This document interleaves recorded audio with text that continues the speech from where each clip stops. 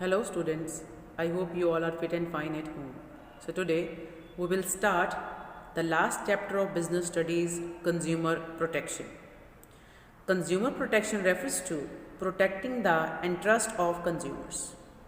As you know, consumer is king of market. The producer should produce goods keeping in mind the requirements of consumers and satisfy the consumers. But it is observed that this obligation is neglected by some businessmen and they are involved in the unfair trade practices. So there is a need for Consumer Protection Act. Now we will discuss the meaning of Consumer Protection Act 1986, an act to provide for better protection of the interest of consumers and for that purpose to make provision for the establishment of consumer councils and other authorities for the settlement of consumer disputes and for matter connected therewith. So this is very clear here that this act is introduced to protect the rights of consumers. Now we all will discuss about the consumer rights. As a consumer, you must be aware about your rights. We will discuss one by one. The first right is right to safety. According to this right, the consumer have the right to be protected against the marketing of goods and services which are dangerous to life and property. This right is important for safe and secure life. This right includes concern for consumers' long-term interests as well as for their present requirements. Due to some manufacturing fault in pressure cooker or gas cylinder and other electrical appliances may cause loss of life.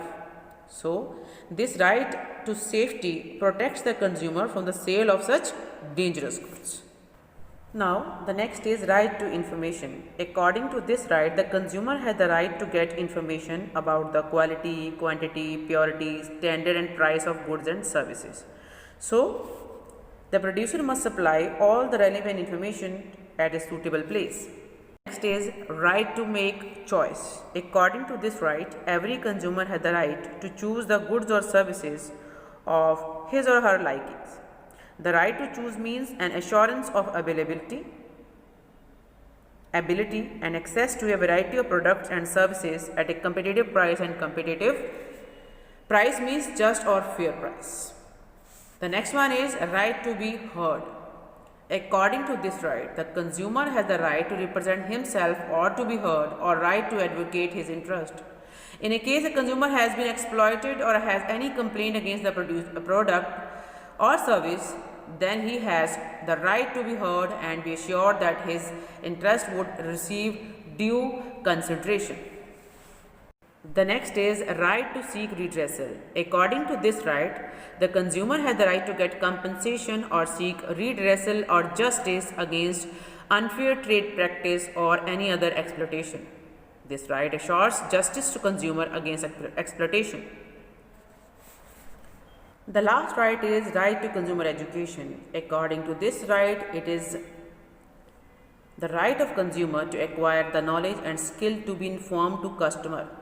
It is easier for literate consumer to know their rights and take actions, but the right assures that illiterate consumers can seek information about the existing act and agencies are set up for their protection. So these were the rights of consumers. Now we will discuss about the consumer responsibilities. The first one is be aware. A consumer should be aware about various goods and services available in the market so that an intelligent and wise choice can be made. The second one is buy only standardized goods. A consumer should buy only standardized goods as they provide quality assurance. Thus, he should look for ISI mark on electronic goods, FPO mark on food products, hallmark on jewelry, egg mark on agriculture products, etc. The third is read labels carefully. He or she should read labels carefully so as to have information about price, net weight, manufacturing and expiry date, etc. The fourth one is be honest in your dealing. A consumer should be honest in his or her dealings. He should choose only from legal goods and services and discourage unscrupulous practice like black marketing, hoarding, etc. The fifth one is ensure a fair deal. A consumer must assert himself herself to ensure that she gets a fair deal. The last one is ask for cash memo. A consumer must ask for a cash memo on purchase of goods and services. This would serve as a proof of the purchase made. So it is working as a proof if you are facing any kind of problem with that particular product in future. So always whenever you are buying something, ask for the bill or cash memo.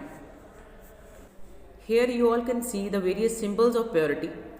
This blue triangle with red dot is BIS 100% hallmark. It is on jewelry.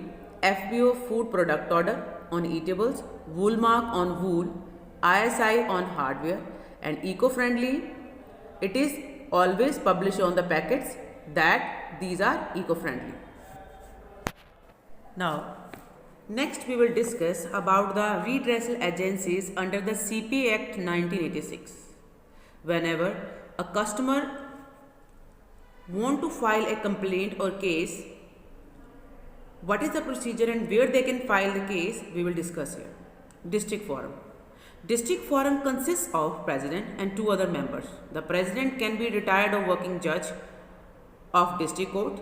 They are appointed by the state government. The complaints for goods and services worth rupees 20 lakhs or less can be filed in this agency.